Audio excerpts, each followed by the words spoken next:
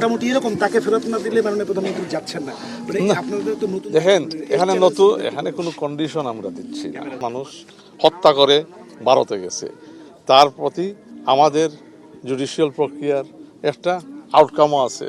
In some of the cases there are more cases pending, extradition treaty আছে ভারতের সাথে। তো এগুলা তো আর নতুন কোনো কন্ডিশন বা নতুন ফর্ম অফ এঙ্গেজমেন্ট না, these are ongoing things. So এই প্রসেসের সাথে আমরা এঙ্গেজের মধ্যে, তারপরে আরও ক্রিমিনালরা আছে যারা পালিয়ে ভারতে আছে। তো এটা একটা স্বাভাবিক দাবি, বাংলাদেশের মানুষের সেন্টিমেন্টের দাবি, যাতে ওই প্রক্রিয়ার মাধ্যমে ওইটাকে আমরা প্রাধান্য রেখে ভারতের সাথে আমরা এঙ্গেজ করি। So we will engage, we want a positive relationship with India.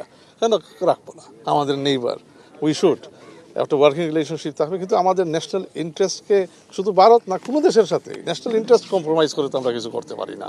When our national ইন্টারেস্টের ভিত্তিতে এটা আমরা কনসেনসাস আমরা আসবো, উই ক্যান ভিজিট ভারত। যদি কালকের ভিতরে আমরা একটা ইয়ে পারি, we can do it next week, we can visit next week or the week after. এখানে কোনো রাশ নাই, এখানে আলাপ আলোচনার বিষয় আছে, এখানে গ্রাউন্ড ওয়ার্ক করার বিষয় আছে। একটা prime minister two prime minister visit তো আর হইতে পারে না যে আসিয়া আমি এটা তো it's not a game play.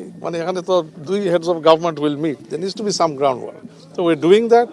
That is good will, good gestures that India থেকেও আসছে, আপনারা দেখছেন যে they have acknowledge that the sentiment বাংলাদেশের মানুষের এই পলাতক সন্ত্রাসী শেখ হাসিনার এই প্রেস কনফারেন্সের মাধ্যমে মানুষের সেন্টিমেন্ট হার্ট করেছে 5th August, and they noted that.